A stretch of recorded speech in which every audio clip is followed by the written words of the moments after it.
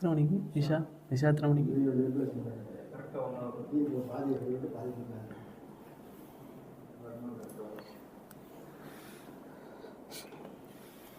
அஸ்ஸலாமு அலைக்கும் வரஹ்மத்துல்லாஹி வபரகாத்துஹு. அல்ஹம்துலில்லாஹி நஹ்மதுஹு வ நஸ்தஈனுஹு வ நஸ்தக்ஃபிருஹு வ நஊது பில்லாஹி மின் ஷுரூரி அன்ஃபுஸினா வ மின் ஸய்யிஆத்தி அஅமாலினா من يهده الله فلا مضل له ومن يضلله فلا هادي له واشهد ان لا اله الا الله وحده لا شريك له واشهد ان سيدنا محمدا عبده ورسوله يا ايها الذين امنوا اتقوا الله حق تقاته ولا تموتن الا وانتم مسلمون يا ايها الناس اتقوا ربكم الذي خلقكم من نفس واحده وخلق منها زوجها وبث منهما رجالا كثيرا ونساء واتقوا الله الذي تساءلون به والارحام ان الله كان عليكم رقيبا يا أيها الذين آمنوا اتقوا الله وقولوا قولا سديدا يصلح لكم أعمالكم ويغفر لكم ذنوبكم ومن يطع الله ورسوله فقد فاز فوزا عظيما.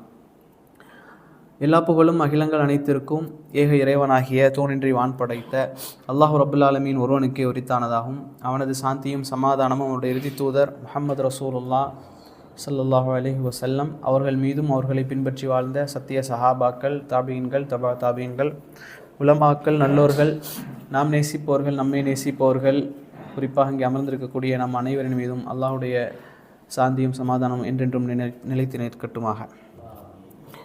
எல்லாமல் அல்லாஹ்வின் நல்லடியார்களே, நம்ம கடந்த 2 வகுப்பில்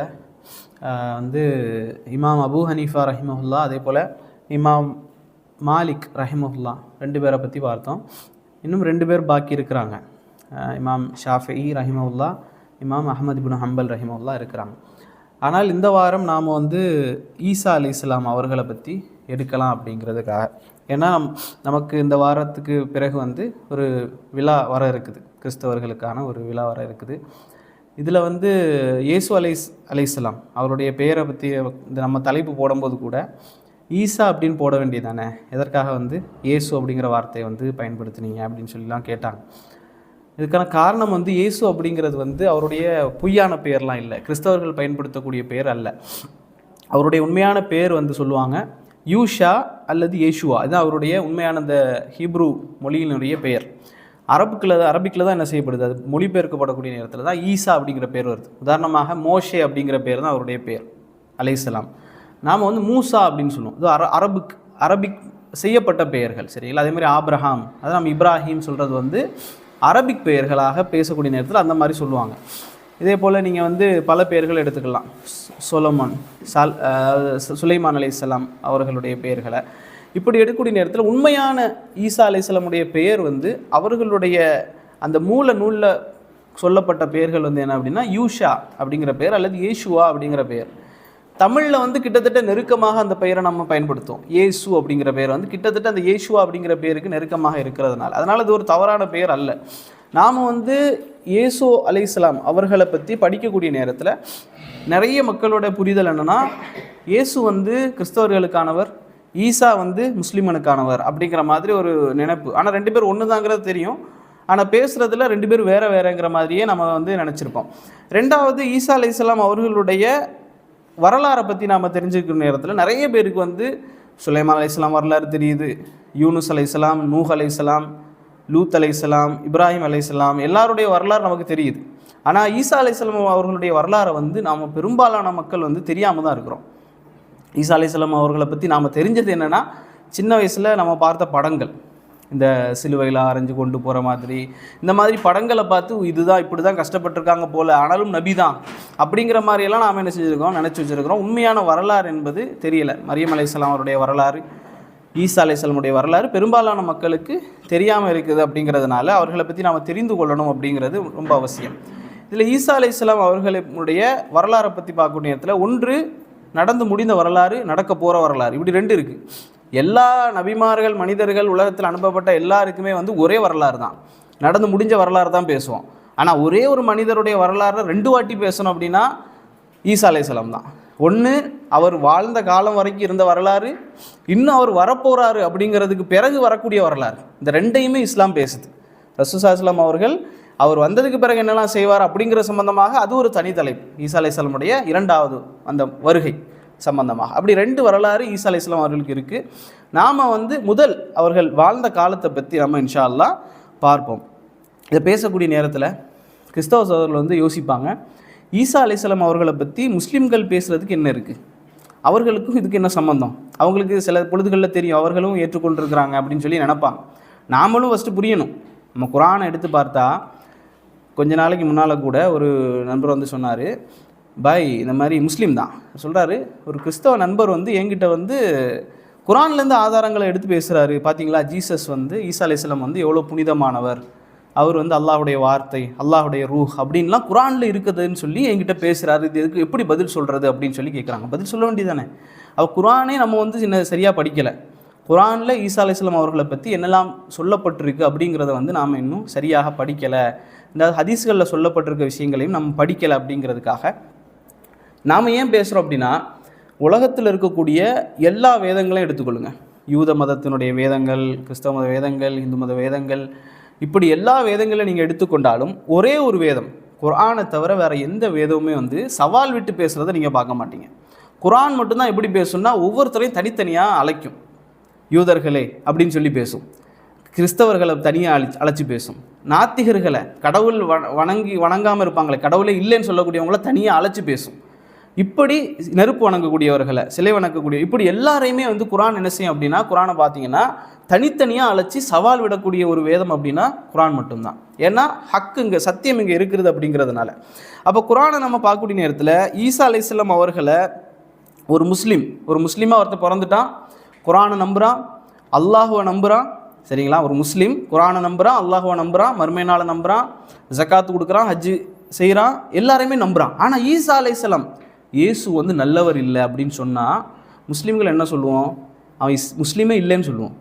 இஸ்லாத்தினுடைய சிறப்பை பார்த்திங்கன்னா, அவன் வந்து இஸ்லாத்தினுடைய எல்லா கடமைகளையும் செய்கிறான், 5 வேளை தொழுறான், தஹஜ்ஜத் தொழுறான், அது தொழுறான், இது தொழுறான், ஹஜ்ஜு செய்கிறான், எல்லாம் செய்கிறான். ஆனால் ஈசா அலைஹிஸ்ஸலாம் அவர்களை நான் நம்ப மாட்டேன், இயேசு அவர்களை நான் நம்ப மாட்டேன் அப்படின்னு ஒரு முஸ்லீம் சொன்னான் அப்படின்னா அவன் இஸ்லாத்தை விட்டு வெளியே போயிடுவான், அவன் முஸ்லீமே இல்லை அப்படின்னு சொல்லிடுவோம். ஏன்னா ஈசான்னு சொல்லக்கூடிய நேரத்தில் கூட நாங்கள் என்ன செய்வோம், இயேசுன்னு சொல்லிட்டு போக மாட்டோம், பீஸ் பி அப்பான் ஹிம்னு சொல்லுவோம். இயேசு அவர்கள் மீது சாந்தியும் சமாதானம் உண்டாகட்டுமாக அப்படின்னு சொல்லி எல்லா நபிமார்களுக்கு சொல்கிறத போலேயே ஈசா அலைஹிஸ்ஸலாம் அவர்களுக்கும் நாங்கள் பயன்படுத்துவோம் அப்படிங்கிறத நாங்கள் பார்க்கணும். ஈசா அலைஹிஸ்ஸலாம் அவர்களை பற்றி குர்ஆனில் வந்து அவருடைய பெயரை பார்த்திங்கன்னா 25க்கு இடத்துல வருது. ரசூல் ஸல்லல்லாஹு அலைஹி வஸல்லம் பெயரை விட ஈசா அலைஹிஸ்ஸலாம் அவருடைய பெயர் 25 இடங்களில் வருது. 36 இடங்களில் அவரை பற்றி நேரடியாக மசீஹ் ஈசா இப்னு மரியம், மசீஹ்னு சொல்லி வார்த்தைகள் 36 இடங்களில்.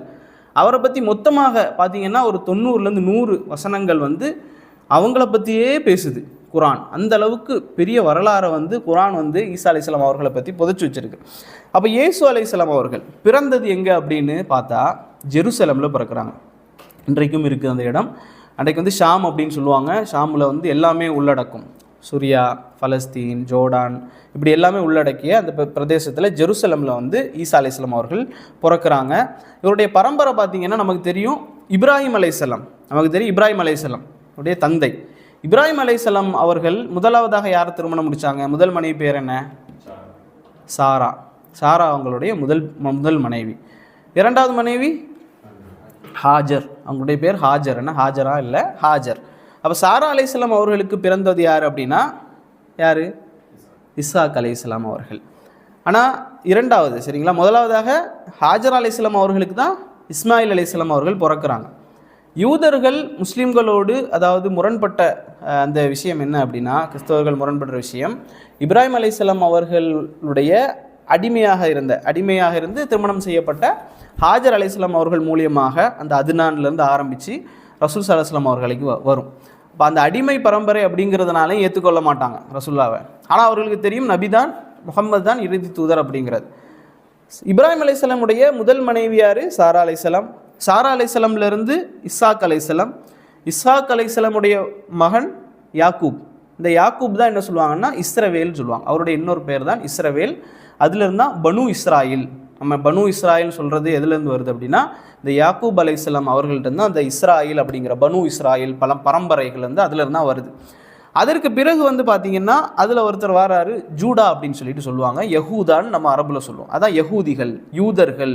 ஜூடா அப்படிங்கிறது வந்து யூத குலம் வந்து அதுலேருந்து வருது. அவர்கள் தான் யூத குலத்தவர்கள் அப்படின்னு சொல்லுவாங்க. அப்போ அந்த ஜூடாலேருந்து தான் யாரெல்லாம் வராங்கன்னா எல்லாருமே, தாவூத் அலைஹிஸ்ஸலாம் அவர்கள், சுலைமான் அலைஹிஸ்ஸலாம், அதே போல் இந்த சைடு மூசா.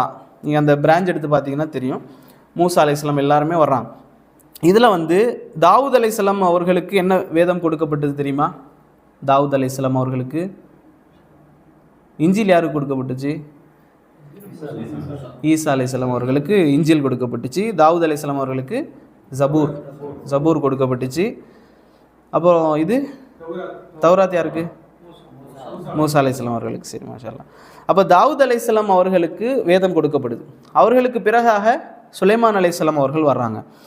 அதற்கு பிறகு நிறைய காலத்துக்கு பிறகு யார் வர்றாங்க அப்படின்னு சொன்னால் இம்ரான் அப்படின்னு சொல்கிறவங்க வர்றாங்க. இந்த இம்ரான் தான் வந்து மிக முக்கியமானவர், மிக ஒரு ஆபிதாக இருந்தவர், அல்லாஹ் வணங்கக்கூடிய மிகப்பெரிய ஒரு ஆபிதாக இருந்தவர். நீங்கள் பார்ப்பீங்க ஆல இம்ரான், குரானுடைய 3வது அத்தியாயம் வந்து இவர்களுடைய பெயரில் தான் வருது. ஆல இம்ரான் சொல்லக்கூடிய முழுமையான பெயரே இருக்குது. இந்த இம்ரான் யார் அப்படின்னு சொன்னால் மரியம் அலைஹிஸ்ஸலாம் அவர்களுடைய வாப்பா. மரியம் அலைஹிஸ்ஸலாமுடைய வாப்பா தான் யார்? இந்த இம்ரான். இது வந்து அல்லாஹ் ரப்பல் ஆலமீன், நான் வந்து குரான் எது கொண்டு வந்தேன் அப்படின்னா குரானில் இருக்குன்னு சொல்கிறது இல்லை, குரானில் உண்மையாகவே இருக்குது அப்படிங்கிறதுக்காக தான். சரிங்களா? அந்த குரானில் வந்து நான் வாசி காமிக்கிறேன். இதில் வந்து உண்மையாகவே அந்த வசனங்கள் வந்து ஈசா அலைஹிஸ்ஸலாம் அவர்களை பற்றி தெளிவான வசனங்கள் வந்து அதில் இருக்குது அப்படிங்கிறதுக்காக.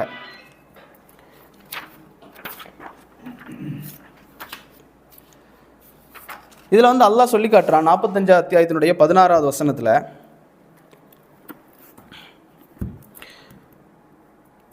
வலக்கது ஆத்தைனா பனி இஸ்ராயில் அல் கிதாப வல் ஹுக்ம வன் நுபுவத வ ரஸக்னாஹும் மினத் தய்யிபாத்தி வ ஃபத்தல்னாஹும் அலல் ஆலமீன். அல்லாஹ் ரப்புல் ஆலமீன் இதில் சொல்லி காட்டுறான். 45 16வது வசனத்தில் அல்லாஹ் சொல்லி காட்டுறான், இதற்கு முன்னால் வந்து இஸ்ராயலினுடைய வழித்தோன்றர்களில் நாங்கள் வந்து வேதத்தை வந்து கொடுத்தோம், ஞானத்தை கொடுத்தோம், தூதுத்துவத்தை கொடுத்தோம், நாம் அவர்களுக்கு சிறந்த வாழ்வாதாரங்கள் ரிஸ்க்குகளை கொடுத்தோம், மேலும் உலக மக்கள் அனைவரை காட்டிலும் அவர்களுக்கு சிறப்பை வழங்கியிருந்தோம். அவர்களுக்கு வந்து பனு இஸ்ரவேல் சமூகத்துக்கு வந்து அல்லாஹ் வந்து சிறப்புகளை வாரி வழங்கிக்கிட்டே இருந்தான்.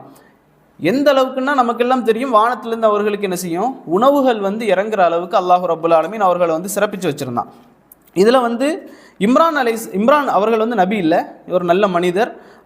அவருக்கு பிறகு மரியம் அலைஹிஸ்ஸலாம் அவர்களுக்கு பிறகு தான் ஈசா அலைஹிஸ்ஸலாம் அவர்கள் பிறக்கிறாங்க.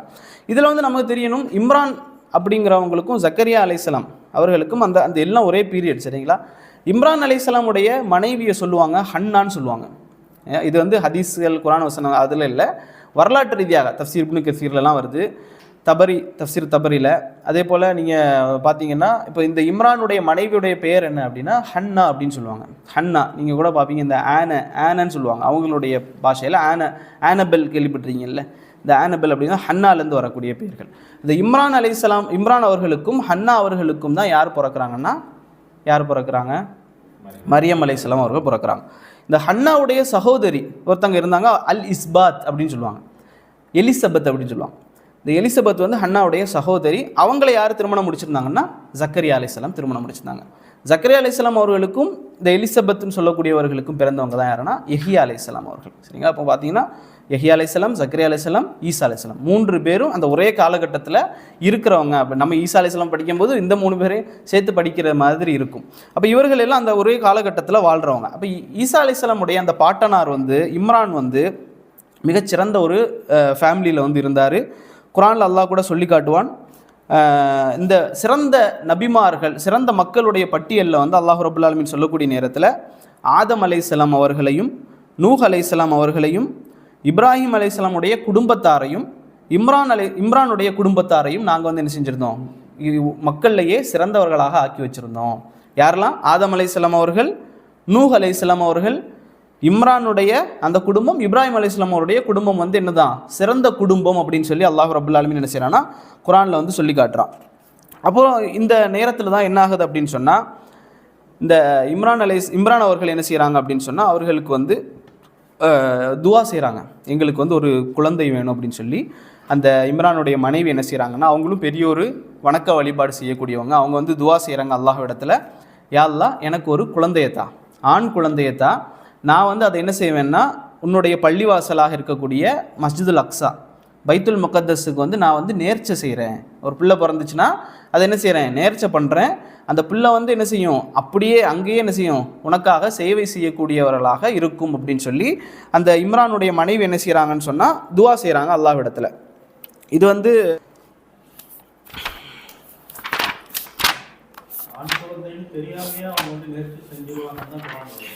எப்படி? ஆமாம், தெரியாது. ஆனால் ஆண் குழந்தைக்கு ஆசைப்படுவாங்க. ஆமாம் ஆமாம், அதான் அது வந்து ஆண் குழந்தை எனக்கு வேணும்னு சொல்லி துவா செய்வாங்க. ஆண் குழந்தை வேணும், அதுக்கு வந்து நான் என்ன செய்வேன், உனக்காக வந்து அந்த குழந்தையை வந்து உனக்காக வந்து அர்ப்பணிப்பேன், நேர்ச்சை வச்சாங்க. சரிங்களா? இப்போது இதில் குர்ஆன்ல அல்லாஹ் ரப்புல் ஆலமீன் சொல்லி காட்டுகின்றான், இது காலத் இம்ராத்து இம்ரான் ரப்பி இன்னி நதர்து லக மாஃபி பத்னி முஹர்ரரன் சொன்னால் அந்த அவர்களுக்கு அந்த பலிக்காகவே அர்ப்பணிக்கிறது, அவர்களுக்கு நான் அர்ப்பணிப்பேன் அப்படின்னு சொல்லி அவங்க என்ன செய்கிறாங்க அப்படின்னு சொன்னால் முஹர்ரரன் ஃபதகப்பல் மின்னி இன்னக அன்த சமீஉல் அலீம் அப்படின்னு சொல்லி அவர்கள் வந்து என்ன செய்கிறாங்க அப்படின்னு சொன்னால் அவங்க வந்து துவா செய்கிறாங்க அல்லாஹ் இடத்துல. அல்லாஹ் என்ன செய்கிறான் இந்த இடத்துல வந்து என்னெல்லாம் துவா செய்கிறான் பாருங்கள். அவங்க வந்து ஆண் குழந்தைக்கு வந்து அதிகமாக துவா செஞ்சு இருக்கக்கூடிய நேரத்தில் அல்லாஹ் ரப்புல் ஆலமீன் என்ன செய்கிறான் அப்படின்னா ஒரு பெண் குழந்தையை வந்து அவர்களுக்கு கொடுத்துருதான். அவங்க என்ன செய்கிறாங்க, ரொம்ப கவலைப்பட்டாங்க. இப்போ நம்ம வந்து இந்த வரலாறை படிக்காமல் நம்ம குர்ஆனை படித்தோம் அப்படின்னா பெண் குழந்தை பிறந்த உடனே அவங்க வந்து கவலைப்பட்டாங்களே அப்படின்னு சொல்லி இன்றைக்கி கவலைப்படுறாங்கல்ல, அந்த மாதிரி நினச்சிரும். ஆனால் உண்மையாகவே அவங்க வந்து எதுக்கு அப்படி ஆசைப்பட்டாங்க, எதுக்கு கவலைப்பட்டாங்கன்னா பெண் குழந்தை வந்து ஆண் குழந்தை மாதிரி இல்லை. குர்ஆன்லேயே வந்து அல்லாஹ் ரப்புல் ஆலமீன் சொல்லி காட்டுவான், ஒரு பெண் குழந்தை வந்து ஆண் குழந்தை மாதிரி இல்லை, அவர்களுக்கு வந்து என்ன தேவைன்னா கஃபீல் தேவை, பொறுப்பாளர் தேவை.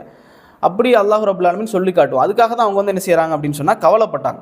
அப்போது அந்த பெண் குழந்தை பெற்று எடுக்கக்கூடிய நேரத்தில் மரியம் அந்த ஹன்னா அவங்க என்ன செய்கிறாங்க அப்படின்னு சொன்னால் சொல்கிறாங்க, என் இறைவனே, நான் ஒரு பெண்ணையே பெற்றிருக்கின்றேன் என கூறியதையும் நினைவு கூறுங்கள். அவள் பெற்றெடுத்ததை அல்லாஹ் ரப்புல் ஆலமீன் நன்கறிவான். அல்லாஹ் சொல்கிறான், நீ பெற்றெடுத்தது பெண் குழந்தை தான் அப்படிங்கிறது எனக்கு நல்லா தெரியும், ஆண் பெண்ணை போல் அல்ல அப்படின்னு சொல்லிட்டு அல்லாஹ் சொல்கிறான். அவளுக்கு மரியம் என்று அவங்க பெயர் சொல்கிறாங்க. அவன் மரியம்னு சொல்லி நான் பெயர் சூட்டுகின்றேன், இன்னும் அவளையும் அவளுடைய சந்ததியையும் விரட்டப்பட்ட ஷைத்தானிடத்திலிருந்து அல்லாஹ் இடத்துல பாதுகாவல் தேடுறாங்க. அல்லாஹ்வுடைய தூதர் ஸல்லல்லாஹு அலைஹி வஸல்லம் அவர்கள் சொல்வதாக அபூ ஹுரைரா ரலியல்லாஹு சொல்லுவாங்க, ஒரு ஹதீஸில் உலகத்தில் வந்து 2 பேரை தான் வந்து ஷைத்தான் என்ன செய்யலை, தீண்டலை. பிறக்கக்கூடிய நேரத்தில் ஒரு குழந்தை பிறந்தவுடன் அந்த குழந்தை வந்து கீறிட்டு அழுதில்லை, அழக்கூடியதற்கான காரணம் என்னன்னு சொல்லக்கூடிய நேரத்தில் ஷைத்தான் வந்து அந்த குழந்தையை வந்து தீண்டுறான்.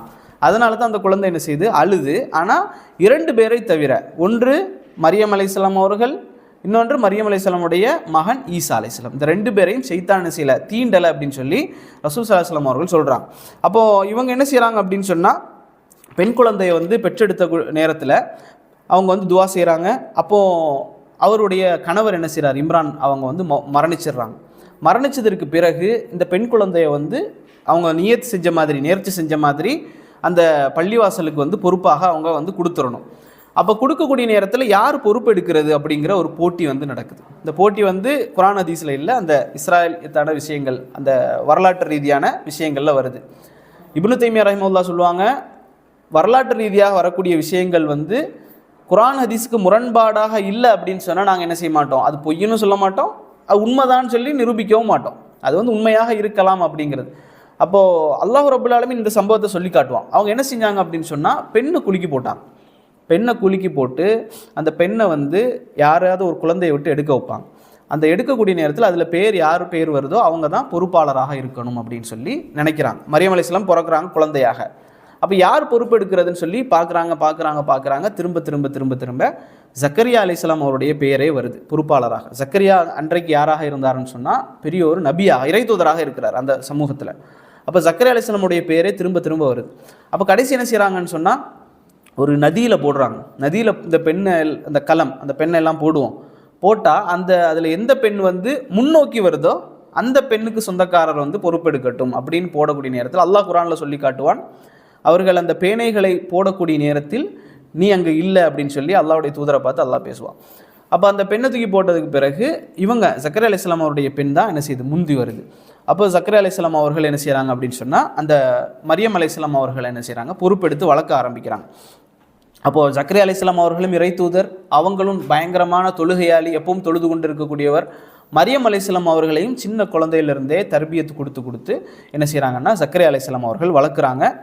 இந்த வளரக்கூடிய நேரத்திலேயே மரியம் அலைஹிஸ்ஸலாம் அவர்களை வந்து மலக்குமார்கள் வந்து அடிக்கடி வந்து சந்திச்சுட்டு போகிறாங்க. அடிக்கடி மலக்குமார்கள் வந்து சந்திச்சுக்கிட்டு போயிட்டே இருக்கிறாங்க. அப்போ மரியம் அலைஹிஸ்ஸலாம் அவர்கள் என்ன செய்கிறாங்க அப்படின்னு சொன்னால் ஒரு நாள் மிஹ்ராபில் இருக்கக்கூடிய நேரத்தில் மரியம் அலைஹிஸ்ஸலாமுடைய மிஹ்ராப்னு சொல்லக்கூடிய அவருடைய இடம், அந்த இடத்துக்கு வந்து ஜக்கரியா அலைஹிஸ்ஸலாம் மட்டும்தான் போவாங்க. ஜக்கரியா அலைஹிஸ்ஸலாம் அவர்கள் போகக்கூடிய நேரத்தில் அங்கே பார்க்குறாங்க நிறைய பழங்கள் இருக்குது, அன்சீசன் ஃப்ரூட்ஸ்லாம் இருக்குது. கோடை காலத்தில் இல்லாத பழங்கள் வந்து அங்கே இருக்குது. வின்டர் சீசன் வந்துச்சுன்னா அந்த வின்டரில் இல்லாத பழங்கள் வந்து அவங்க ரூமில் இருக்குது. அப்போ அவங்க கேட்குறாங்க, இதெல்லாம் வந்து உனக்கு எங்கேருந்து வருது, எப்படி இதெல்லாம் உனக்கு வருது அப்படின்னு சொல்லி ஜக்கரியா அலைஹிஸ்ஸலாம் அவர்கள் வந்து என்ன செய்கிறாங்க அப்படின்னு சொன்னால் கேட்கக்கூடிய நேரத்தில் அவங்க சொல்கிறாங்க, ஹுவ மின் இந்தில்லா, இது எல்லாமே எங்கேருந்து வருது அப்படின்னு சொன்னால் எனக்கு அல்லாஹ் இடத்துலேருந்து வருதுன்னு சொல்கிறாங்க. அப்போ அல்லாஹ் ரப்புல் ஆலமீன் ஒருவேளை மலக்குமார்கள் மூலியமாகவோ அல்லது நேரடியாகவோ என்ன செஞ்சுருக்கலாம், மரியம் அலைஹிஸ்ஸலாம் அவர்களுக்கு அந்த பழங்களை என்ன செய்கிறான், அல்லாஹ் வந்து கொடுத்து கொண்டு இருந்தான். அப்போ பெரிய ஒரு ஈமான் வந்து அவர்களுக்கு அதிகரிக்குது. அல்லாஹ்வின் புறத்திலிருந்து என்ன செய்யுது, அவர்களுக்கு வந்து பழங்கள் வந்துக்கிட்டே இருக்குது மரியம் அலைஹிஸ்ஸலாம் அவர்களுக்கு.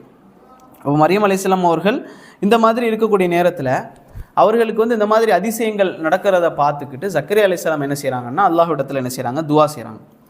யா அல்லாஹ், எனக்கும் இந்த மாதிரி ஒரு குழந்தை வேணும்னு சொல்லி துவா செய்கிறாங்க. குர்ஆனில் அப்படி தான் அல்லாஹ் சொல்கிறான். அந்த இடத்துல ஜக்கரியா அலைஹிஸ்ஸலாம் வந்து துவா செய்கிறாங்க, யா அல்லாஹ், எனக்கும் இந்த மாதிரி ஒரு குழந்தையத்தா. அவரும் மலடன் ஆகிட்டார், வயசு போயிடுச்சு, 90 வயசு மேலே போயிடுச்சு. அவருடைய மனைவிக்கும் மலடி ஆகிட்டார். அப்படியே சொல்கிறாங்க, நானும் மலடன் ஆகிட்டேன், என்னுடைய மனைவியும் மலடி ஆகிட்டா, ஆனாலும் எனக்கு குழந்தையத்தா அப்படின்னு சொல்லி ஜக்கரியா அலைஹிஸ்ஸலாம் அவர்கள் அந்த இடத்துல கேட்குறாங்க. அல்லாஹ் ரப்புல் ஆலமீன் அதற்கும் பதிலளித்தா மரியம் அலைஹிஸ்ஸலாம் அவர்களுக்கும் மலக்குமார்கள் என்ன செய்கிறாங்கன்னா வர்றாங்க. 2 பேருக்கும் ஒரே நேரத்தில் தான் கர்ப்பம் ஆகுறாங்க. மரியம் அலைஹிஸ்ஸலாம் அவர்களும் ஜக்கரியா அலைஹிஸ்ஸலாமுடைய மனைவி எலிசபெத்னு சொல்லக்கூடியவங்களும் என்ன செய்கிறாங்கன்னா ஒரே நேரத்தில் கர்ப்பம் தரிக்கிறாங்க. அப்போது மரியம் அலைஹிஸ்ஸலாம் அவர்களும் இவர்களும் சந்தித்து கொண்டாங்க அப்படின்னு சொல்லுவாங்க. 2 பேரும் சந்தித்து, ஏன்னா 2 பேருக்கும் அற்புதம். இவர் வந்து வயசு போனவங்க, கிழவி அப்படின்னு சொல்லக்கூடிய இருக்கிறவங்க, இவங்க வந்து கன்னி மேரி, பரிசுத்தமானவங்க. அப்போ 2 பேரும் என்ன செய்கிறாங்கன்னா கட்டி தழுவி அவங்க வந்து சந்தோஷமாக இருக்கிறாங்க. அப்போ இந்த நேரத்தில் வந்து அந்த மரியம் அலைஹிஸ்ஸலாம் அவர்களுக்கு வந்து மலக்குகள் வந்து எப்படி வந்து சொன்னாங்க அப்படின்னு சொல்லி அல்லாஹ் ரப்புல் ஆலமீன் வந்து குர்ஆனில் சொல்லி காட்டுறான். மலக்குகள் வந்து மரியம் அலைஹிஸ்ஸலாம் சொன்னாங்க, மரியமே, நிச்சயமாக அல்லாஹ் தன்னிடமிருந்து ஒரு சொல்லை கொண்டு உனக்கு ஒரு பையனை குறித்து நன்மாராயம் கூறுகிறான், உனக்கு ஒரு குழந்தை அல்லாஹ் தர இருக்கிறான், அவருடைய பெயர் மசீஹ் அப்படின்னு தான் அல்லாஹ் சொல்கிறான். அவருடைய பெயர் என்ன, மசீஹ் இப்னு மரியம், மசீஹ் ஈசா இப்னு மரியம் அப்படின்னு சொல்லி அல்லாஹ் ரப்புல் ஆலமீன் சொல்கிறான். அவர் எப்படி இருப்பார், இந்த உலகத்திலும் மறு உலகத்திலும் கண்ணியமிக்கவராக இறைவனுக்கு நெருங்கி இருப்பவர்கள் ஒருவராக இருப்பார் அப்படின்னு சொல்லி சொல்கிறாங்க. எவ்வளோ நன்மாராயம் சொல்கிறாங்க பாருங்கள், தொடர்ச்சியாக சொல்லிக்கிட்டே இருக்கிறாங்க மலக்குமார்கள். மேலும் சொல்கிறாங்க, அவர் குழந்தையாக தொட்டிலில் இருக்கும்போது பாலியம் தாண்டி முதிர்ச்சி அடைந்த பருவத்திலும் அவர் மக்களோடு பேசுவார். அவர் குழந்தையாக இருக்கும்போதும் பேசுவார், வளர்ந்ததற்கு பிறகும் அந்த ஈசா அலைஹிஸ்ஸலாம் அவர்கள் பேசுவார்கள், உன்னுடைய குழந்தை பேசும், இன்னும் நல்லொழுக்கம் உள்ள சான்றோர்களில் ஒருவராக அவர் இருப்பார் அப்படின்னு சொல்லி மலக்குகள் தொடர்ந்து சொல்கிறாங்க. இப்போ இதை கேட்டோன்னே மரியம் அலைஹிஸ்ஸலாம் அவர்களுக்கு எப்படி இருக்கும், சந்தோஷம் தானே. அல்லாஹ்விடத்திலிருந்து ஒரு செய்தி வருது, உனக்கு ஒரு குழந்தை கிடைக்க போகுது, இந்த உலகத்துக்கும் மறு உலகத்துக்கும் அவன் கண்ணியமானவனாக இருப்பான், குழந்தையாக இருக்கும்போதே பேசுவான், அவன் பேர் இதுதான், அல்லாஹ் வச்ச பேர் மசீஹ் ஈசா இப்னு மரியம்.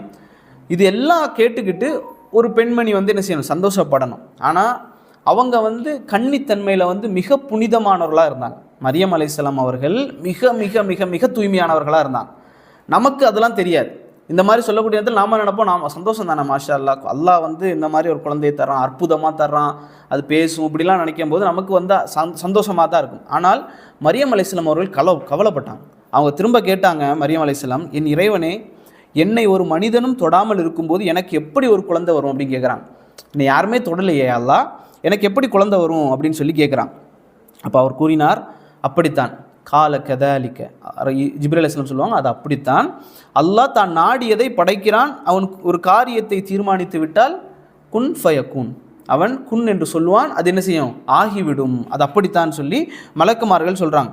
அதற்கு பிறகும் இன்னொரு 19 அத்தியாயத்தினுடைய 20-21 வசனத்தில் மரியம் அலைஹிஸ்ஸலாம் அவங்க சொல்லுவாங்க, எந்த ஒரு ஆணும் என்னை தீண்டாமல் நான் நடத்தை பிசகியவளாகவும் இருக்கலையே, எனக்கு எப்படி ஒரு புதல்வன் உண்டாக முடியும் அப்படின்னு சொல்லி மரியம் அலைஹிஸ்ஸலாம் கேட்குறாங்க. அப்போ அவர் சொல்கிறாரு, அவ்வாறே ஆகும், இது எனக்கு மிகவும் சுலபமானது, அல்லாஹ்வுக்கு மிக சுலபமானது, மனிதர்களுக்கு ஒரு அத்தாட்சியாகவும் நம்மிடமிருந்து ஒரு ரஹ்மத்தாகவும் நாம் அவரை ஆக்குவோம், இது விதிக்கப்பட்ட விஷயம், கதிரில் எழுதப்பட்ட விஷயம், இது நடந்தே தீரும் அப்படின்னு சொல்லி மரியம் அலைஹிஸ்ஸலாம் அவர்களுக்கு என்ன செய்கிறாங்க அப்படின்னு சொன்னால் இவங்க வந்து சொல்கிறாங்க. அப்போ சொல்லக்கூடிய நேரத்தில் இது எங்கே நடக்குது அப்படின்னு சொன்னால், மரியம் அலைஹிஸ்ஸலாம் வந்து குளிப்பதற்காக போவாங்க, கிழக்கு பக்கமாக போகக்கூடிய நேரத்தில் அப்படின்னு தான் வருது. மரியம் அலைஹிஸ்ஸலாம் அவர்கள் கிழக்கு பக்கமாக அவர்கள் குளிப்பதற்காக போகக்கூடிய நேரத்தில் ஹிஜாபை போடுறாங்க. குர்ஆனில் வருது ஹிஜாப், திரையை போடுறாங்க. அதுக்குள்ளே என்ன செய்கிறாங்க, ஒரு முழு ஆணுடைய உருவத்தில் ஜிப்ரீல் அலைஹிஸ்ஸலாம் வர்றாங்க. எப்படி இருக்கும்? அவங்க ஒரு அவ்வளோ பரிசுத்தமான ஒரு பெண்மணி, அவங்க ஹிஜாபை போட்டதற்கு பிறகு ஒரு ஆண் வந்து அந்த அறைக்குள்ளே வந்து நிற்கக்கூடிய நேரத்தில் அவங்க வந்து பயந்துட்டாங்க. அவங்க சொன்னாங்க, அல்லாஹ்விடத்துலேருந்து நீ வந்து அல்லாஹ்வுக்கு பயந்தவனாக இருந்தால் நீ வந்து இங்கேருந்து போயிரு அப்படின்றாங்க. இங்கே வர என்னை வந்து நெருங்காத, எனக்கு தீங்கு ஏற்படுத்தாத, நீ இங்கேருந்து போயிரு அப்படின்னு சொல்லி மரியம் அலைஹிஸ்ஸலாம் சொல்கிறாங்க. அப்போ தான் ஜிப்ரீல் அலைஹிஸ்ஸலாம் வந்து இந்த விஷயங்களை எல்லாம் சொல்கிறாங்க. நான் வந்து யார், மனிதன் அல்ல, நான் ஒரு மலக், அல்லாஹ்விடத்திலிருந்து அனுப்பப்பட்ட ஒரு தூதனாக இருக்கின்றேன்னு சொல்லி இந்த விஷயங்களை எல்லாம் சொல்லி அவங்க என்ன செய்கிறாங்கன்னு சொன்னால் போகிறாங்க. இதற்கு பிறகு என்ன செய்கிறாங்கன்னு சொன்னால், இவங்க மரியம் அலைஹிஸ்ஸலாம் அவர்கள் கர்ப்பம் உண்டாகிறாங்க. அதுக்கு பிறகு கொஞ்ச நாளைக்கு பிறகு என்ன செய்யுது அப்படின்னு சொன்னால், பைத்துல் லஹம் சொல்லக்கூடிய இடத்துக்கு போகிறாங்க. பைத்துல் லஹம் சொன்னால் இறைச்சி, அந்த இறைச்சி இருக்கக்கூடிய அந்த இடம், வீடு அப்படின்னு சொல்லக்கூடிய பெத்லஹம் சொல்லுவாங்கள்ல, நீங்கள் வந்து பெத்லஹம் சொல்லுவாங்க, அந்த பைத்துலஹம். அப்போ பெத்லஹமுக்கு என்ன செய்கிறாங்க அப்படின்னு சொன்னால் போகிறாங்க, போய் ஒதுங்கிடுறாங்க. நீங்கள் நினச்சி பாருங்கள், ஒரு பெண்மணி, ஒரு பரிசுத்தமான ஒரு பெண்மணி, அந்த பெண்மணிக்கு வந்து ஒரு கரு உண்டாகுது அப்படின்னு சொன்னால் எவ்வளோ வருத்தப்படுவாங்க. அதை சுமந்துக்கிட்டே என்ன செய்கிறாங்கன்னா அந்த ஊரை விட்டு ஒதுங்கி போயிடுறாங்க. மிஹ்ராப்லாம் இல்லை, வீட்டிலலாம் இல்லை, அப்படியே ஒதுங்கி என்ன செய்கிறாங்க அப்படின்னு சொன்னால் போயிடுறாங்க. ஏன் அப்படின்னா கற்பினுடைய உச்சம் அவங்க என்ன கற்பினுடைய உச்சமாக இருந்தாங்க. நீங்கள் பார்ப்பீங்க, கிறிஸ்தவர்களை விட மரியம் அலைஹிஸ்ஸலாம் அவர்களை நாங்கள் பாதுகாப்போம். முஸ்லீம்கள் கிறிஸ்தவர்களை விடவும் மரியம் அலைஹிஸ்ஸலாம் அவர்களை முஸ்லீம்கள் என்ன செய்வாங்கன்னா பாதுகாப்போம், கண்ணியம் கொடுப்போம். அவர்கள் மேலே அவர்களுடைய கற்பின் விஷயத்தில் ஒரு தூசி கூட என்ன செய்ய மாட்டோம், விட மாட்டோம். நீங்கள் நினச்சி பாருங்கள், இதே விஷயம் இதே போல் ஒரு விஷயம் ரசூல் ஸல்லல்லாஹு அலைஹி வஸல்லம் காலத்தில் ஏதாவது ஒரு மனைவிமாருக்கு நடந்திருந்தால் விட்டு வச்சுருப்பாங்களா? என்னெல்லாம் சொல்லியிருப்பாங்க? ஜிப்ரீல் அலைஹிஸ்ஸலாம் அது தூதர் இல்லை அப்படின்னு சொல்லியிருப்பாங்களா இல்லையா? அவர் ஒரு மனிதர் தான், மோசமானவங்க தான் அப்படின்னு சொல்லி பேசியிருப்பாங்க. ஆனால் நாங்கள் என்ன செய்ய மாட்டோம், ஒரு காலம் பேச மாட்டோம். ஏன்னா ஆயிஷா ரதியல்லாஹு அன்ஹாவுடைய விஷயத்தில் பேசுகிறாங்க, அவங்க வந்து தவறான இதில் இருந்தாங்க அப்படின்னு, அது ஒன்றுமே இல்லாத விஷயம். ஆனால் இங்கே உண்மையாகவே ஜிப்ரீல் அலைஹிஸ்ஸலாம் வந்து பேசினவர், அவரை வந்து உண்மையாகவே மலக்குன்னு சொல்லி முஸ்லீம்கள் நம்புகிறோம். அவர் வந்து ஈசா இப்னு மரியம்னு நம்ம சொல்கிறோம். நாம் வந்து என்றைக்குமே சன் ஆஃப் காடுன்னு சொல்லலையே, சன் ஆஃப் மரியம்னு சொல்கிறோம். ஏன்னா அவருக்கு வந்து ஆண் யாருமே இல்லை, பெண் மட்டும்தான், கன்னி மேரி அப்படின்னு சொல்கிறது முஸ்லீம்களுடைய மிக உயரிய ஒரு அந்தஸ்து அவர்களுக்கு கொடுத்து வச்சுருக்கோம். அப்படிங்கிறத நாம் மீட்டி பார்க்கணும். இறுதியாக என்ன செய்கிறாங்க அப்படின்னு சொன்னால், அந்த பெத்லஹேமுக்கு போய் என்ன செய்கிறாங்கன்னா, அவங்களால போக முடியலை, கஷ்டப்பட்டு போகிறாங்க. போகக்கூடிய நேரத்தில் நீங்கள் பார்ப்பீங்க, அது ஒரு சம்மர் சீசன், அது வந்து என்ன வின்டர் சீசன் இல்லை, அதை நான் வந்து நீங்கள் தெரிஞ்சுக்கொள்ளணும். அவங்க போகிறது வந்து ஒரு சம்மர் சீசன், வெயிலுடைய காலம். போய் அந்த பைத்துலஹமில் போகிறாங்க. அங்கே போனதுக்கு பிறகு அங்கே வந்து ஒரு என்ன இருக்குது, ஈத்த மரம், ஒரு பேரித்தம்பழம் மரம் வந்து அங்கே இருக்குது. அதுக்கு பக்கத்தில் போயிடுறாங்க. போனதற்கு பிறகு அங்கே யார் வராங்க அப்படின்னு சொன்னால், ஜிப்ரீல் அலைஹிஸ்ஸலாம் அவர்கள் அங்கே வர்றாங்க. இந்த இடத்துல மரியம் அலைஹிஸ்ஸலாம் அவர்கள் அவங்க வந்து ரொம்ப கவலைப்பட்டாங்க. அந்த இடத்துக்கு போனதுக்கு பிறகு கவலைப்பட்டாங்க. எந்த அளவு கவலைப்பட்டாங்க அப்படின்னு சொன்னால், அல்லாஹ் ரப்புல் ஆலமீன் குர்ஆனில் சொல்லி காட்டுறான். 19வது மரியம் அப்படிங்கிற அத்தியாயம், 19வது அத்தியாயத்தினுடைய 23வது வசனத்தில் அல்லாஹ் ரப்புல் ஆலமீன் சொல்லி காட்டுறான். காலத் யா லைத்தனி மித்து கபில ஹாதா வக்குந்த நசியன் மன்சியா. சொல்கிறாங்க, யா வைலத்தனி, எனக்கு வந்த கேடை அப்படின்றாங்க. ரொம்ப கவலைப்படுறாங்க. யா வைலத்தனி, நான் வந்து செத்துருக்கக்கூடாதா அப்படின்றாங்க. எந்த அளவு கவலைன்னா, நான் வந்து செத்து மறக்கடிக்கப்பட்டு நான் ஒருத்தி இந்த ஊர்லேயே இல்லாமல் இருந்திருக்கணுமே, என்ன யாருக்குமே தெரியாமல் இருந்து நான் வந்து இதுக்கு முன்னாலே செத்துருக்கக்கூடாதா அப்படிங்கிற அளவுக்கு கவலைப்படுறாங்க. இது ரெண்டு கவலை. ஒன்று வந்து பிரசவம் ஏற்பட்ட அந்த வலியினுடைய கவலை, இன்னொன்று கற்பை பற்றின கவலை. இந்த ரெண்டு கவலையும் பட்டு அந்த பேரித்தம்பழம் மரத்துக்கிட்ட ஒதுங்கினதுக்கு பிறகு மரியம் அலைஹிஸ்ஸலாமை நோக்கி ஜிப்ரீல் அலைஹிஸ்ஸலாம் சொல்கிறாங்க. அந்த மரியம் அலைஹிஸ்ஸலாமை பார்த்து சொல்கிறாங்க, மரியமே கவலைப்படாதீங்க, உம்முடைய இறைவன் நிச்சயமாக உனக்கு கீழே ஒரு ஆற்றை ஓட வைத்திருக்கிறான். அல்லாஹ் அந்த இடத்துல ஒரு ஆறை ஏற்படுத்துகிறான். அந்த பாலைவனத்தில் அல்லாஹ் ரப்புல் ஆலமீன் ஒரு ஆற்றை ஏற்படுத்துகிறான். அல்லாஹ் எந்த அளவுக்குலாம் உதவுறான் பாருங்கள். நீங்கள் அல்லாஹ்வுடைய தூதர் இப்ராஹிம் அலைஹிஸ்ஸலாம் அவருடைய வரலாறு நீங்கள் பார்த்தாலும் அப்படி தான். எந்த இடத்துல எது தேவைப்படுதோ அந்த இடத்துல அல்லாஹ் கொண்டு வந்து கொடுப்பான். இப்ராஹிம் அலைஹிஸ்ஸலாமுடைய சம்பவத்தில் ஜம்சம் வழங்கப்பட்டுச்சு. அதே போல் இங்கே பாருங்கள், தண்ணி அல்லாஹ் ரப்புல் ஆலமீன் அந்த இடத்துல ஓட செய்கிறான். அவங்க சொல்கிறாங்க, இன்னும் இந்த பேரித்தம்பழத்தினுடைய கிளையை பிடித்து குலுக்கு அப்படின்னு சொல்கிறாங்க. அந்த கொலையை பிடிச்சி குலுக்குங்க, அது என்ன செய்யும் அப்படின்னு சொன்னால், பக்குவமான அந்த பழங்களை எல்லாம் அது உங்களுக்கு உதிர்த்து தரும் அப்படின்னு சொல்கிறாங்க. அப்போ உடனே அவங்க அதை செய்கிறாங்க. அந்த பழங்கள் எல்லாம் என்ன செய்யுதுன்னா உதிருது. நமக்கு தெரியும், வின்டர் சீசனில் பேரித்தம்பழங்கள் வந்து உதிராது. சம்மர் சீசனில் தான் என்ன செய்வாங்கன்னா அந்த பழங்களை வந்து உதிர்த்து சாப்பிடுவாங்க. அப்போது அந்த நேரத்தில் வந்து உதிர்க்கக்கூடிய நேரத்தில் நிறைய பழங்கள் வருது. இன்றைக்கும் வந்து மருத்துவர்கள் சொல்கிறாங்க, சயின்டிஸ்ட் சொல்கிறாங்க, பிரசவத்தில் இருக்கக்கூடிய குழந்தைக்கு வந்து இந்த பேரித்தம்பழம் கொடுத்தீங்க அப்படின்னு சொன்னால் அந்த தாய்க்கு வந்து என்ன மிகப்பெரிய ஒரு அயன், அயன் சக்தி வந்து அதில் இருக்குது அப்படின்னு சொல்கிறாங்க. அது பிரசவத்துக்கு மிக அதிகமாக உதவும் அப்படின்னு சொல்கிறாங்க. அவங்க சொல்கிறாங்க தொடர்ந்து, ஆகவே அவற்றை உண்டு அதை சாப்பிட்டு ஆற்று நீரை பருகி கண் குளிர்ந்து இருப்பீராக. ரெண்டாவது சொல்கிறாங்க, பின்னர் எந்த மனிதரையும் நீர் பார்க்க நேரிட்டால், நீ ஏதாவது ஒரு மனுஷனை நீ பார்க்க நேரிடுச்சு அப்படின்னு சொன்னால் நீ சொல்லு, நிச்சயமாக ரஹ்மானுக்காக நான் நோன்பு இருந்திருக்கிறேன், நோன்பு இருக்கிறேன்னு சொல்லு. அந்த காலத்தில் என்ன நோன்புனா, நோன்பு இருக்கக்கூடிய நேரத்தில் மௌனமாக இருப்பாங்க, மௌன விரதம் இருப்பாங்க, பேச மாட்டாங்க, யார் கூடயும் பேச மாட்டாங்க. ஆனால் இன்றைக்கு அந்த சரியத்தில் அந்த சட்டம் இல்லை. நீங்கள் நோன்பு இருந்தாலும் பேசி தான் ஆகணும். இந்த சட்டம் இன்றைக்கி இருந்திருந்தால் நினச்சி பாருங்களேன். கடன்காரன் வருவான், என்ன நான் வந்து நோன்பு பேச மாட்டேன், ஒய்ஃபு கூட சண்டை போட்டுட்டு பேச மாட்டேன், இன்றைக்கி நோன்பு இருக்கிறேன் இப்படின்னு. அந்த சரியத்தில் வந்து அந்த சட்டம் இருந்துச்சு, மௌன விரதம் இருக்கிறது. அப்போது அவங்க சொன்னாங்க, ஜிப்ரீல் அலைஹிஸ்ஸலாம் யாராவது அவங்ககிட்ட வந்து ஏதாச்சும் கேட்டாங்க அப்படின்னு சொன்னால் நீ சொல்லிடு, நான் நோன்பு இருக்கிறேன், நான் யார்ட்டையும் பேச மாட்டேன், அதனால் இன்றைய தினம் எந்த மனிதரோடு பேச மாட்டேன்னு சொல்லி அல் குர்ஆனில் 19 அத்தியாயனுடைய 24 26 வசனம் வரைக்கும் அல்லாஹ் ரப்புல் ஆலமீன் சொல்லி காட்டுகின்றான். அப்போது அந்த குழந்தையை பெற்றெடுத்ததற்கு பிறகு மரியம் அலைஹிஸ்ஸலாம் அவர்கள் ஊருக்கு வராங்க. நினச்சி பாருங்கள் எவ்வளோ பெரிய சங்கடமாக இருக்கும். ஊருக்கு அந்த குழந்தையை தூக்கிட்டு வர்றாங்க. அவங்க வந்து ஒளிஞ்செலாம் இருக்கலை, ஏன்னா அல்லாஹ் ரப்புல் ஆலமீன் சொல்லிட்டான் இது நடந்தே தீரும் அப்படின்னு சொல்லிட்டான். அவங்க வந்து குழந்தையை தூக்கிட்டு ஊருக்கு வர்றாங்க.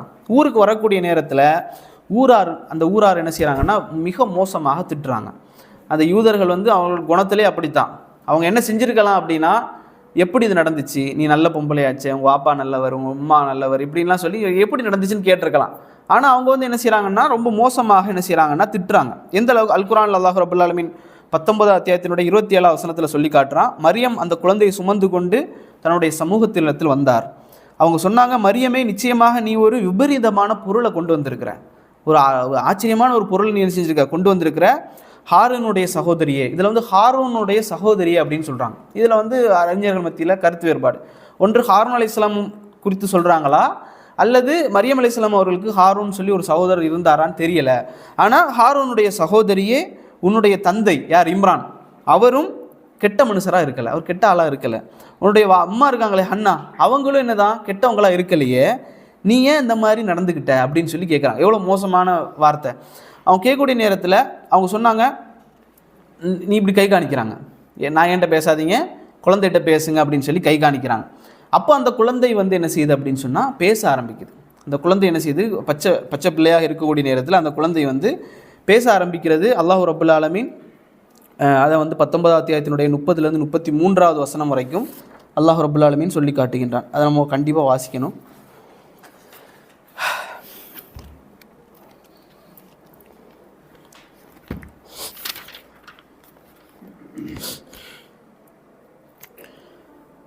அப்போ அவங்க சொல்கிறாங்க, இந்த மாதிரி அந்த குழந்தையை கை காட்டினதுக்கு பிறகு அந்த குழந்தை வந்து என்ன செய்யுது அப்படின்னு சொன்னால் பேச ஆரம்பிக்குது. அந்த குழந்தை பேசுது, முதல் வார்த்தை அந்த குழந்தை பேசுது, அந்த பச்சை பிள்ளை முதல் வார்த்தை பேசுது, கால இன்னி அப்துல்லா.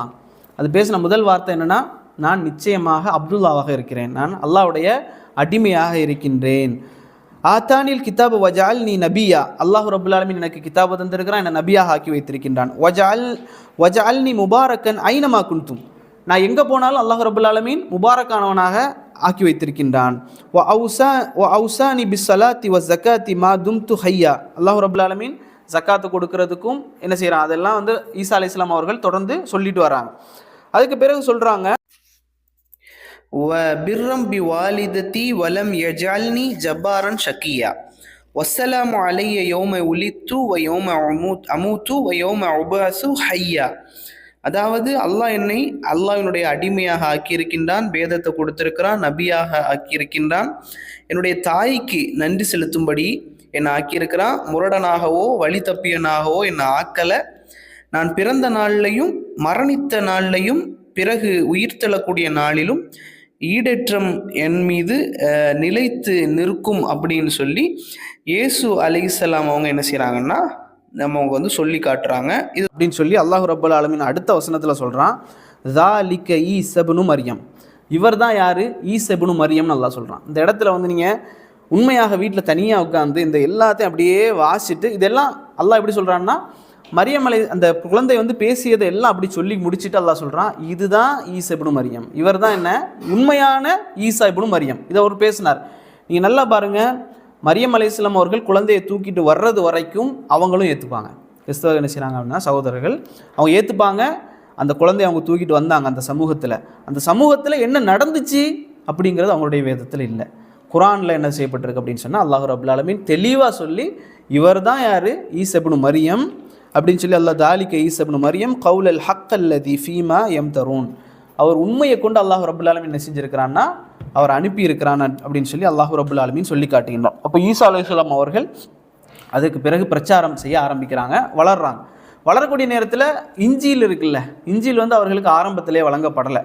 யஹ்யா அலைஹிஸ்ஸலாம் அவர்கள் பிறந்துட்டாங்க. ஜக்கரியா அலைஹிஸ்ஸலாம் அவர்களுக்கு யஹ்யா அலைஹிஸ்ஸலாம் பிறந்துட்டாங்க. யஹ்யா அலைஹிஸ்ஸலாம் அவர்கள் பிறந்ததற்கு பிறகு யஹ்யா அலைஹிஸ்ஸலாம் அவர்களுக்கு வேதம் இல்லை, அவர்கள் வந்து முஸ்லீமாக பிரச்சாரம் செய்கிறாங்க. ஈசா அலைஹிஸ்ஸலாம் அவர்கள் அதனுடையே பிரச்சாரம் செய்கிறாங்க. அதுக்கு பிறகு ஜிப்ரீல் அலைஹிஸ்ஸலாம் அவர்கள் ஈசா அலைஹிஸ்ஸலாம் அவர்களுக்கு வேதத்தை வழங்குறாங்க, இஞ்சில் அப்படிங்கிற வேதத்தை. அதுக்கு பிறகு ஈசா அலைஹிஸ்ஸலாம் என்ன செய்கிறாங்கன்னா அந்த உம்மத்தில் வந்து பிரச்சாரம் செய்ய ஆரம்பிக்கிறாங்க. என்ன பிரச்சாரம்? அல்லாஹ் ஒருவன் தான், அல்லாஹ் ஒருவனைத்தான் வணங்க வேண்டும் அப்படின்னு சொல்லி அந்த ஏகத்துவ பிரச்சாரத்தை எல்லா நபிமார்களும் என்ன பிரச்சாரம் செய்தார்களோ அதே பிரச்சாரத்தை ஈசா அலைஹிஸ்ஸலாம் அவர்களும் பிரச்சாரம் செஞ்சாங்க. இதில் ஒரு கூட்டம் என்ன செஞ்சதுன்னா ஏற்றுச்சு, அவருடைய பிரச்சாரத்தை ஏற்றுக்கொண்டது. எப்படி நபி அவர்களுக்கு சின்ன ஒரு கூட்டம் ஏற்றுக்கொண்டதோ முதல்ல, அதே மாதிரி ஈசா அலைஹிஸ்ஸலாம் அவர்களுக்கும் சின்ன ஒரு கூட்டம் மற்றும் ஒரு சிலர் மட்டும் என்ன செஞ்சாங்கன்னா அந்த பிரச்சாரத்தை ஏற்றுக்கொண்டாங்க. நம்பாதவங்க என்ன செஞ்சாங்க அப்படின்னு சொன்னால் அவங்க வந்து இவருக்கு எதிராக சதி திட்டம் தீட்ட ஆரம்பித்தாங்க. யூதர்கள் என்ன செஞ்சாங்கன்னா சதி திட்டம் தீட்ட ஆரம்பித்தாங்க. முதலாவதாக யஹ்யா அலைஹிஸ்ஸலாம் அவர்களை கொன்றாங்க. யஹ்யா அலைஹிஸ்ஸலாம் அவர்கள் இருக்கக்கூடிய நேரத்தில் யஹ்யா அலைஹிஸ்ஸலாம் அவர்கள் ஒரு இடத்துக்கு போனாங்க. அந்த அரசர் வந்து தன்னுடைய மருமகளை வந்து திருமணம் முடிப்பதற்கு வந்து பண்ணிட்டு இருந்தார். அப்போ ஃபத்வா கேட்டார் யஹ்யா அலைஹிஸ்ஸலாம் அவர்களிடத்தில். அப்போ அவங்க வந்து முடியாது, இது வந்து ஷரியத்தில் இல்லாத சட்டம் அப்படின்னு சொன்ன உடனே யஹ்யா அலைஹிஸ்ஸலாம் அவர்களை கொலை செய்வதற்கு உத்தரவிடுறாங்க. அந்த இடத்துல வந்து யஹ்யா அலைஹிஸ்ஸலாம் அவர்கள் பள்ளிவாசலில் தொழுது கொண்டிருக்கக்கூடிய நேரத்தில் கொலை செஞ்சு அந்த தலையை எடுத்துகிட்டு வந்து கொண்டு போனாங்க, தலையை தனியாக. அப்போது யஹ்யா அலைஹிஸ்ஸலாம் அவர்கள் கொல்லப்பட்டதுக்கு பிறகு மறுபடியும் ஜக்கரியா அலைஹிஸ்ஸலாம் அவர்களை கொலை செய்வதற்கு தேடினாங்க. ஜக்கரியா அலைஹிஸ்ஸலாம் அவர்களை கொலை செய்வதற்கு எதற்காக தேடினாங்கன்னா 2 காரணம் சொல்லுவாங்க. ஒன்று, ஜக்கரியா அலைஹிஸ்ஸலாம் அவர்கள் தான் இந்த ஈசா அலைஹிஸ்ஸலாம் அவர்களுடைய மரியம் அலைஹிஸ்ஸலாம் அவர்களுக்கு காரணம், ஈசா அலைஹிஸ்ஸலாம் பிறந்தது ஜக்கரியா அலைஹிஸ்ஸலாம் நவுதுபில்லா அப்படின்னு சொல்லி ஒரு கூட்டம் நம்பிச்சு. அதனால் ஜக்கரியா அலைஹிஸ்ஸலாம் அவர்களை கொல்லணும் அப்படின்னு சொல்லி நினச்சாங்க. இன்னொன்று வந்து ஜக்கரியா அலைஹிஸ்ஸலாம் அவர்கள் அவர்களுடைய அந்த கொள்கைக்கு வந்து மாறாக, ஏன்னா யஹ்யா அலைஹிஸ்ஸலாமுடைய வாப்பா இல்லை, இவரையும் கொல்லணும் அப்படின்னு சொல்லி அதுக்கும் திட்டம் தீட்டினாங்க. அதில் ஒரு வரலாறு சொல்லுவாங்க, அது வந்து சஹீஹானது இல்லை அப்படின்னு. அப்போது அது என்ன அப்படின்னா ஜக்கரியா அலைஹிஸ்ஸலாம் அவர்கள் வந்து ஓடி ஒரு மரத்துக்கு பக்கத்தில் போகக்கூடிய நேரத்தில் அந்த மரம் என்ன செய்யுது அப்படின்னு சொன்னால் மூடிக்கொண்டது. அப்போது இப்லீஸ் என்ன செஞ்சான், ஷைத்தான் அவருடைய ஆடையை வந்து இழுத்து வெளியே வச்சுட்டான். மரம் மூடிருச்சு, மரம் வந்து அடைக்கலம் கொடுத்து மூடிருச்சு, அந்த துணி மட்டும் வெளியே கிடந்துச்சு. அப்போ அவங்க திட்டம் திட்டினாங்க, ஷைத்தான் அங்கே இருக்கிறான். அப்போ திட்டம் திட்டினாங்க, இந்த மரத்தை வந்து அப்படியே கொளுத்திடுவோம், கொளுத்தி அப்படியே இவரை கொன்னுருவோம் அப்படின்னு சொல்லி திட்டம் திட்டினாங்க. அம்மா ஷைத்தான் ஒரு ஐடியா கொடுக்குறான், பாதியாக என்ன செய்வோம், வெட்டுவோம் அப்படின்னு சொல்லி. அதே போலயே மரத்தோடு சேர்த்து ஜக்கரியா அலைஹிஸ்ஸலாம் அவர்கள் துண்டாக வெட்டப்பட்டு கொலை செய்யப்பட்டாங்க. ஒரே காலத்திலேயே ஈசா அலைஹிஸ்ஸலாம் இருக்கக்கூடிய நேரத்திலேயே யஹ்யா அலைஹிஸ்ஸலாம் அவர்களும் கொல்லப்படுறாங்க, ஜக்கரியா அலைஹிஸ்ஸலாம் அவர்களும் கொல்லப்படுறாங்க. அதற்கு பிறகு ஈசா அலைஹிஸ்ஸலாம் அவர்களுக்கும் தெரியும் நமக்கும் இதே மாதிரி இந்த யூதர்கள் என்ன செய்வாங்க, ஒன்று செய்வானுங்க அப்படின்னு சொல்லி ஈசா அலைஹிஸ்ஸலாம் அவர்களுக்கு தெரிந்தது. ஆனால் ஈசா அலைஹிஸ்ஸலாம் அவர்கள் இந்த காலகட்டத்தில் வந்து நிறைய அற்புதங்கள் செய்ய ஆரம்பித்தாங்க. எந்த அளவுக்குனா நீங்கள் பார்ப்பீங்க, ரசூல் ஸல்லல்லாஹு அலைஹி வஸல்லம் அவர்கள் எந்த அற்புதத்தையுமே செய்யலை. அந்த அளவுக்கு நிலாவை பிளந்தாங்க, கையிலேருந்து பால் தண்ணி இதெல்லாம் வந்துச்சு, சாப்பாடுகள் வந்து அதிகமாயிருச்சு. ஆனால் ஈசா அலைஹிஸ்ஸலாம் அவர்களை நீங்கள் பார்த்தீங்கன்னா இயேசுவை நிறைய அற்புதங்களை செஞ்சாங்க. கிட்டத்தட்ட 7 அற்புதங்கள்னு சொல்லுவாங்க. அதில் ஒரு அற்புதம் என்ன அப்படின்னா, இது காரணம் என்ன அப்படின்னா, அந்த பனு இஸ்ரவேலர்களுக்கு வந்து நிறைய அற்புதங்கள் வழங்கப்பட்டுகிட்டே தான் இருந்துச்சு தொடர்ச்சியாக. நபிமார்கள் இப்போ யஹ்யா அலைஹிஸ்ஸலாம் அவர்களையும் ஜக்கரியா அலைஹிஸ்ஸலாம் அவர்களையும் ஏன் கொன்னாங்கன்னா, அவங்களுக்கு வந்து பழகிருச்சு. வருஷத்துக்கு வருஷம் ஒரு இறை தூதர் வந்துக்கிட்டே இருப்பாருங்கிற அளவுக்கு எங்கே பார்த்தாலும் இறை தூதர், அது பெரிய இறை தூதர்னா என்ன, அவரை கொல்லு அப்படிங்கிற மாதிரி ஆயிடுச்சு. அப்போ நிறைய அற்புதங்களும் நிறைய இருந்துச்சு. அதனால ஈசா அலைஹிஸ்ஸலாம் அவர்களுக்கு பெரிய அற்புதங்கள் அல்லாஹ் கொடுத்துருந்தான். அதில் முதல் அற்புதம் வந்து அவருடைய பிறப்பு ஒரு பெரிய ஒரு அற்புதம். செகண்ட் வந்து என்னென்னா, சின்ன வயசில் இருக்கக்கூடிய நேரத்தில் ஈசா அலைஹிஸ்ஸலாம் என்ன செய்வாங்களாம், அவர்களோட இருக்கக்கூடிய பசங்க கிட்ட வந்து சொல்லுவார், உங்கள் வீட்டில் வந்து அது இருக்குது இது இருக்குது அப்படின்னு சொல்லிடுவார். அந்த சின்ன பசங்க வீட்டில் போய் கேட்பாங்க, அம்மா நேற்று வந்து இந்த மாதிரி தந்தீங்களே, இன்னும் மீதி இருக்குது அப்படின்னு சொல்லுவாங்க. மீதி இருக்குதா, இல்லையே, எங்கே இருக்குது? அப்போ அந்த பிள்ளைங்க வந்து சொல்லிடும், இந்த இடத்துல ஒளிச்சு வச்சிருக்கிறீங்க, அதை எடுத்து தாங்க அப்படின்னு சொல்லி. யார் உனக்கு இதை சொன்னா அப்படிங்கன்னா, இயேசு சொன்னார். அவருக்கு எப்படி இதெல்லாம் தெரியுது? அப்போது ஈசா அலைஹிஸ்ஸலாம் சொல்லுவாங்க, உங்கள் வீட்டில் என்னென்ன வச்சிருக்கிறீங்க, என்னென்ன சாப்பிட்றீங்க எல்லாமே எனக்கு தெரியும் அப்படின்றான். இது ஒரு பெரிய ஒரு அற்புதம். அதுக்கு பிறகு இந்த உம்மாமார்கள் என்ன செய்வாங்கன்னா, அந்த பிள்ளைகளை ஈசா அலைஹிஸ்ஸலாம் அவர்களோட சேராமல் பிடிச்சி வச்சுருப்பாங்களாம். அப்போ இது ஒரு அற்புதமாக இருந்துச்சு. மூன்றாவதாக வெண்குஷ்டம், அதுபோல் கருங்குஷ்டம், இது எல்லாத்தையும் வந்து குணப்படுத்துவாங்க. இது வந்து குணப்படுத்தாத முடியாத ஒரு நோயாக இருந்துச்சு. அதையெல்லாம் சாதாரணமாக குணப்படுத்தக்கூடியவர்களாக இருந்தார்கள். நான்காவதாக இறந்தவர்களை உயிர்ப்பிக்கக்கூடியவர்களாக இருந்தார்கள். குருடர்களை அந்த பார்வையை கொடுக்கக்கூடியவர்களாக இருந்தார்கள். எல்லாமே என்னதான் பீதினில்லா, அவங்க சொல்கிறாங்க எல்லாமே அல்லாஹுவை கொண்டு நான் செய்யக்கூடிய எல்லாமே அல்லாஹுவை கொண்டு நான் செய்வேன். இதுலேயும் மிகப்பெரிய ஒரு அற்புதத்தை பாருங்கள். ஈசா அலைஹிஸ்ஸலாம் என்ன செய்வாங்க, ஒரு களிமண்ணை எடுத்து சும்மா அப்படியே கையால் செஞ்சு ஒரு பறவையை உருவாக்குவாங்க. இந்த பறவை மாதிரி அந்த களிமண்ணில் செஞ்சுட்டு அதில் அப்படி ஊதுவாங்க, அது பறவையாக பறந்து போகும். எவ்வளோ பெரிய அற்புதம், சுப்ஹானல்லாஹ். இதை பார்த்துட்டும் ஈசா அலைஹிஸ்ஸலாம் சொல்லுவாங்க, இதை பார்த்துட்டுமா என்ன நம்பலை, இதை பார்த்துட்டும் நம்பாத கூட்டம் என்ன செஞ்சிச்சு அங்கே இருந்துச்சு. ஈசா அலைஹிஸ்ஸலாம் அவர்களை ஏற்காமல் இருந்துச்சு. நீங்கள் பார்ப்பீங்க, மூசா அலைஹிஸ்ஸலாம் அவர்களை நம்பின கூட்டம் தான் அது. மூசா அலைஹிஸ்ஸலாம் அவர்களை நபியாக நம்பின கூட்டம், இயேசு அவர்களை நபியாக நம்பலை.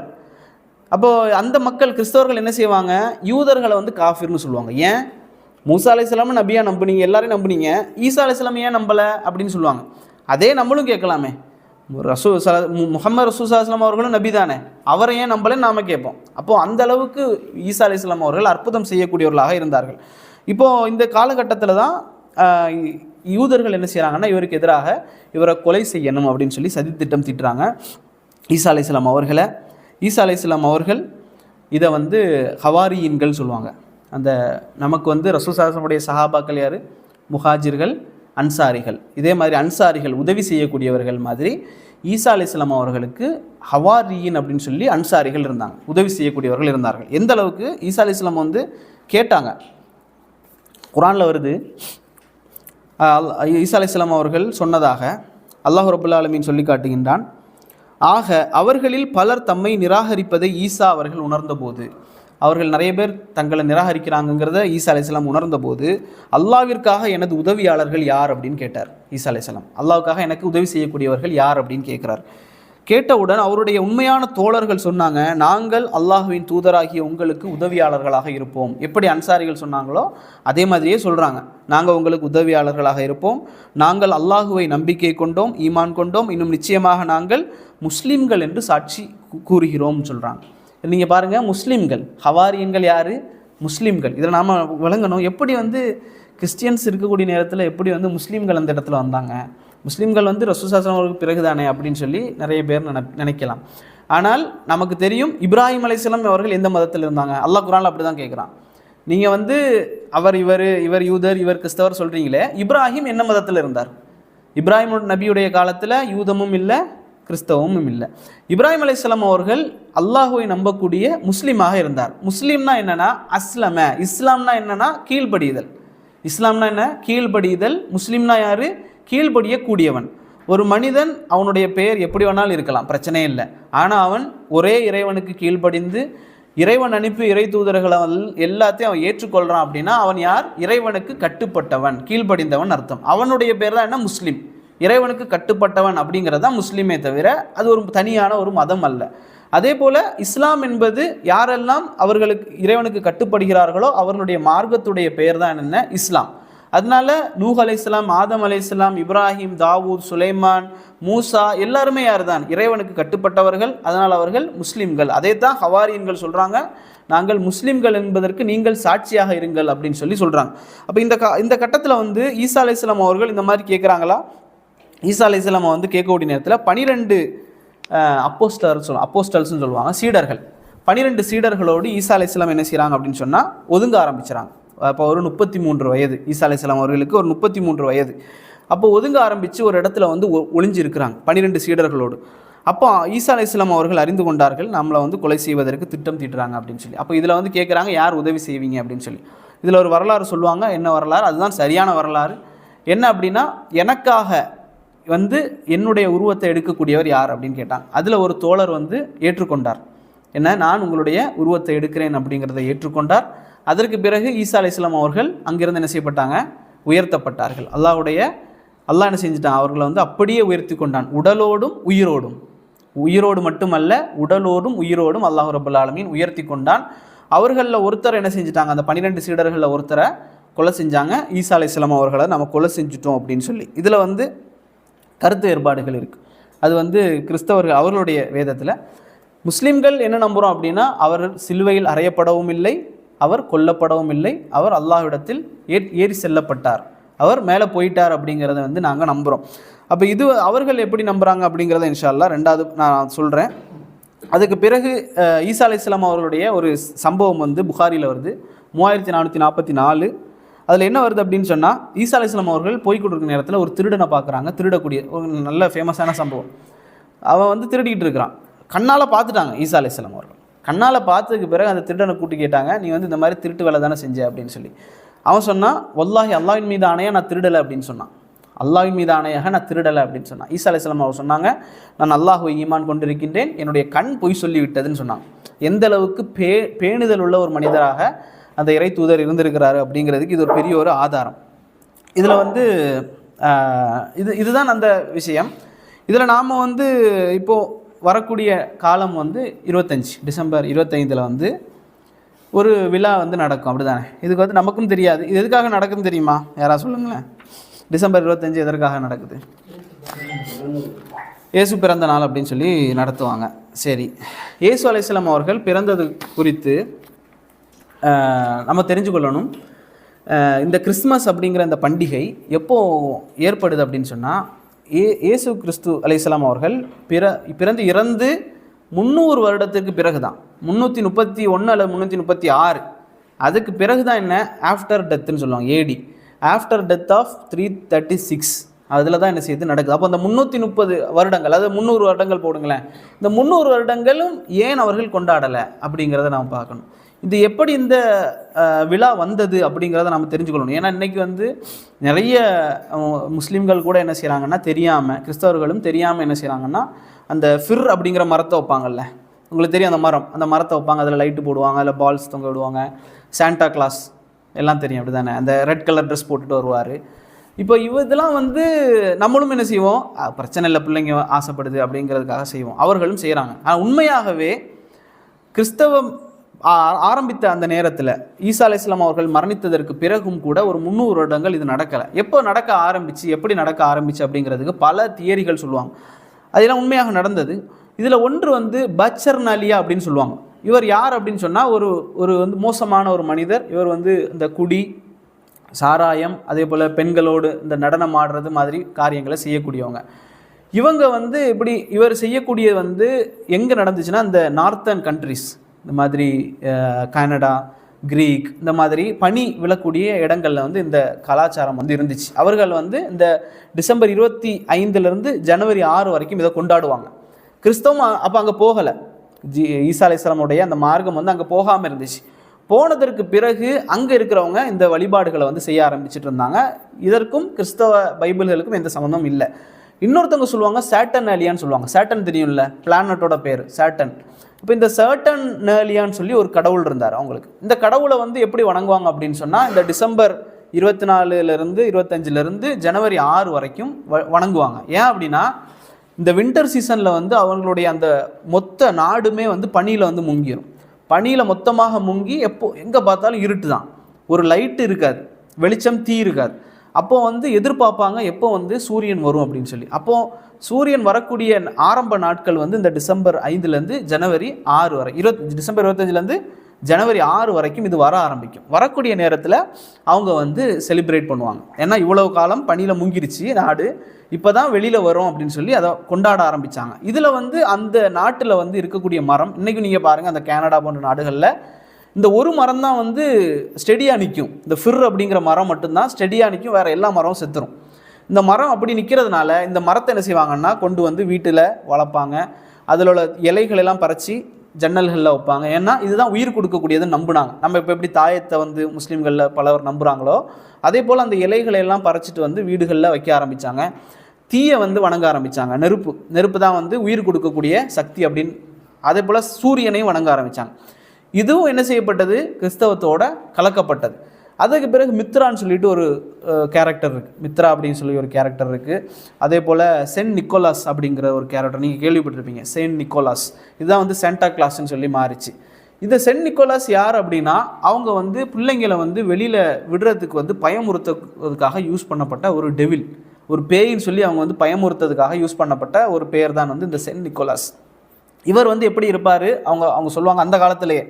ஏன்னா எப்படி இருப்பாருன்னா சிகப்பு கலர் ஆடை அணிந்து கொண்டு நிறைய தாடி மீசை எல்லாம் வச்சுக்கிட்டு எதில் பறந்து வருவார்னா பாம்பில் பறந்து வருவார். பாம்புக்கு வந்து ரெக்கையெல்லாம் இருக்கும். இந்த பாம்பில் பறந்து வந்து என்ன செய்வார், குழந்தைகள் யாராக இருந்துச்சுன்னா தூக்கி பாக்ஸில் போட்டு கொண்டு போயிடுவார். இப்படி வந்து அந்த கதைகள் வந்து அன்றைக்கு இருந்துச்சு, பிள்ளைங்களை பயமுறுத்துறதுக்கு, வெளியில் போகாமல் இருக்கிறதுக்கு.